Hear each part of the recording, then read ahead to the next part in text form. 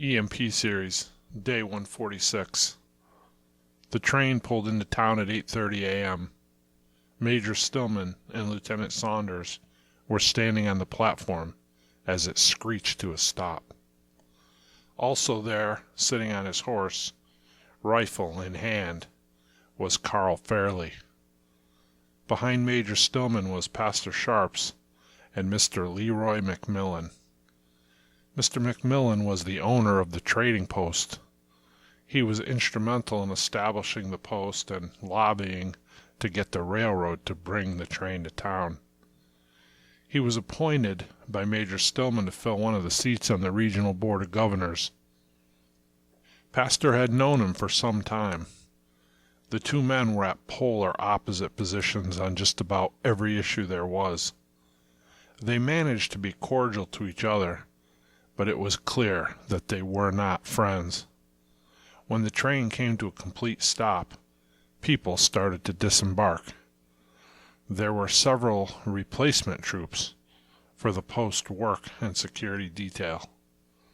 There was a representative from the railroad and two engineers, as well as several railroad workers who were going to base their detail out of the area for expansion further north. Back at the church, as we were eating our breakfast, the four men in the woods, still watching, Frank, Aaron, and Steve, were out tending to the foals and filling buckets of water for the morning dishes, when Frank thought he heard voices coming in from the woods. "Shh," he said. "Did anybody hear that?" They listened, but didn't hear anything. Richie was in the tower. He had Aaron's .30-06 and his AR-15, which was equipped with a green laser sight. They quickly dismissed it and went back to what they were doing. As Steve was bent down filling a bucket, Frank looked up and saw one of the men with his rifle trained on Steve. As he yelled for Steve to look out, the man turned and fired 3 shots in quick succession, hitting Frank twice in the shoulder and in the chest. Aaron drew his .45 from his holster and shot and killed the man with the rifle. The other 3 men charged out of the woods, running toward them and firing simultaneously.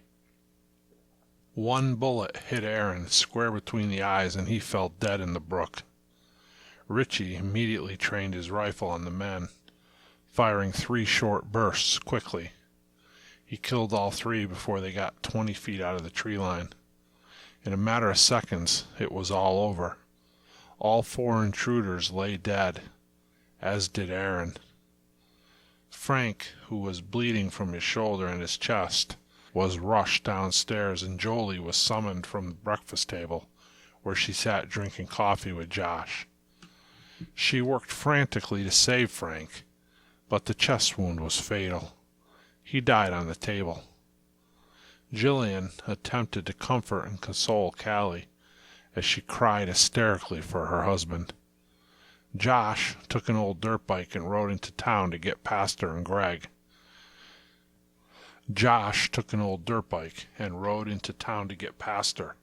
And Greg, who accompanied him into town to provide security. Josh had recovered the old mid-70s Yamaha DT-250 from a neighbor's barn after they were burnt out of their home and killed.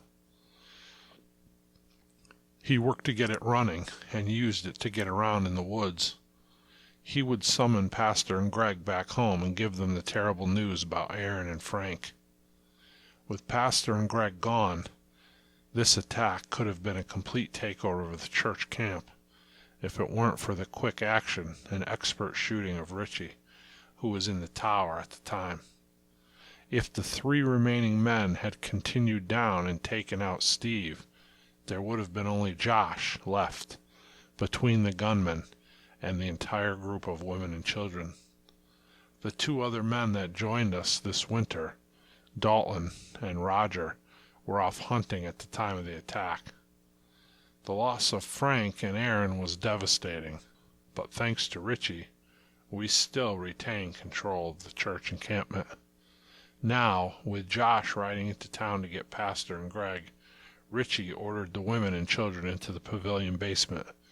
Lee was positioned on the inside of the door with her 12-gauge in hand. He remained on watch in the tower, not knowing if there were any more marauders in the woods. He kept close watch on the tree line. When Pastor and Greg returned, and Josh, Dalton, and Roger had returned from hunting, they were briefed on the events of the day. Dalton was a young man, just 22 years old. He'd been a member of the church for about 3 years. He got saved at 19 when he attended church through our bus ministry. Roger was 45 years old with no family to speak of. He discipled Dalton when he first started coming to church and was like a father figure to him. Dalton never knew his real father, as he left his family when Dalton was a baby. Dalton's mob struggled with drug addiction and was in and out of treatment facilities and jail. Dalton was living on the streets when Neil Timothy found him.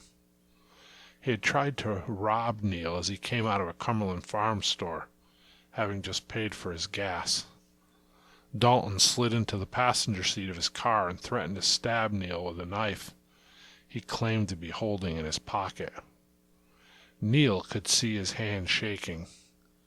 Neil gave him his wallet. As Dalton tried to flee, Neil clicked the lock button on his door, and the passenger door locked, trapping Dalton inside.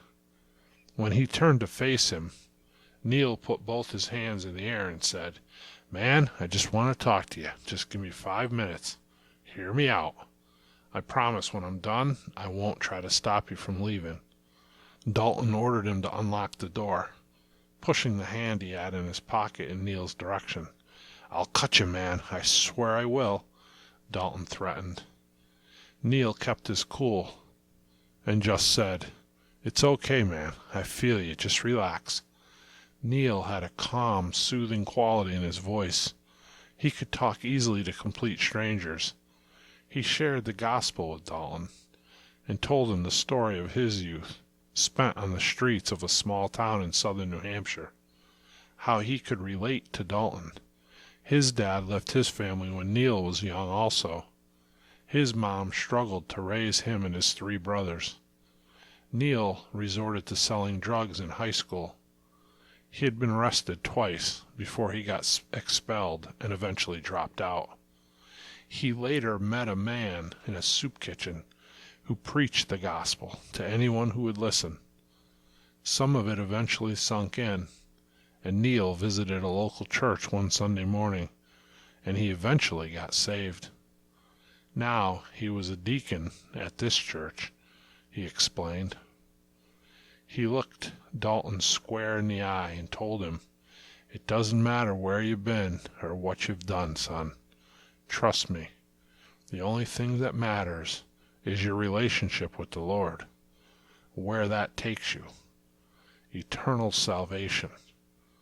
Dalton chuckled and told Neil that wasn't for him. He had done too many terrible things. Neil told him about a man named Saul of Tarsus, a man that hunted and persecuted and murdered Christians, a man that Jesus found on the road and who later became the Apostle Paul, one of the greatest Christians to ever live. Dalton paused briefly, seemingly pondering what Neil had told him. He grabbed Neil's wallet and unlocked his door and took off running into the night. Neil yelled after him and told him he wanted to help him, and Dalton just kept running.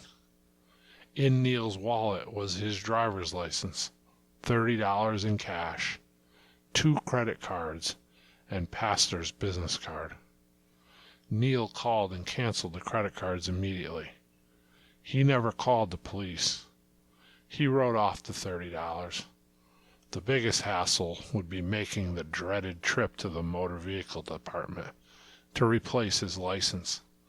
In this state, the order and progression of the entire world ground to an agonizing halt inside the doors of the DMV. Mindless, emotionless automatons of bureaucratic, stereotypical, epic proportion stood expressionless behind the counter, seemingly doing everything within their power and control to move the process along as slowly as humanly possible. The dreaded DMV. Neil got slightly stressed just thinking about it. 2 weeks later, on Sunday morning, Dalton strolled into the church with his head hanging low. When Neil, who was at the door greeting people, saw him, he charged over to Dalton. Dalton, seeing him coming, stopped dead in his track. Neil thrust his right hand out to shake Dalton's hand enthusiastically, telling him, "It's great to see you, man. Thanks for coming." Dalton, puzzled and ashamed, handed Neil his wallet, telling him that he had spent the money, but promised to pay it back when he found a job. Neil told him not to worry about it. Taking his license out of his wallet and holding it in the air, he exclaimed, "Yes." He looked at Dalton and said, "Thank you, young man, for saving me a trip to the motor vehicle." He stuck the license in the wallet in his pocket, and he introduced Dalton to Pastor. He said, "This is Pastor Sharps. Pastor, this is the young man I met a couple weeks ago at Cumberland Farms." He looked at Dalton and said, "You know, I don't even know your name, son." "Dalton," he said sheepishly. Pastor shook his hand and said, "It's great to have you here, Dalton." That was it. Dalton had found a home. Roger, who was a member for years, had recently lost his wife to cancer. When Dalton started attending church, he was drawn to him and started discipling him right away. He worked second shift at a furniture factory and would pick Dalton up in the morning a few times a week and take him out for breakfast, and the two men would read their Bibles together. They would discuss the passages of scriptures that they read and study on them. The days they didn't get together, Roger would call or simply text Dalton, asking him, "Did you read your Bible today?" When Neil picked up Dalton on the bus for church, he usually got him at a convenience store on the corner in the south end of town. Roger and Neil both knew that Dalton was homeless, but weren't sure where he stayed at night. One cold day in late fall, Roger drove around through the south end of town and found Dalton in a tent in a homeless encampment by the abandoned railroad tracks. He gathered his stuff and took Dalton home with him to spend the night. Almost a year later, when the EMP went off, Dalton was still there, living in Roger's home. Dalton would do odd jobs at the church and run errands for Pastor from time to time. Pastor would pay him for the work he did. And most work around the church was done on a volunteer basis by faithful members who desired to serve God. Paying Dalton was just Pastor's way of helping him, without him feeling like he was receiving charity. Pastor ended up introducing Dalton to a member who owned a small machine shop, and he enrolled him in an apprenticeship program. It was a full-time job with benefits. And after that, when Dalton helped out at church, he too did so without monetary compensation. At the church, the afternoon of the attack that claimed the lives of Aaron and Frank, we had a homegoing service for the two men, a celebration of their lives and of the fact that they were now in heaven with God. Callie was taking Aaron's death extremely hard. We all were. The mood was somber, and it was quiet in camp that night.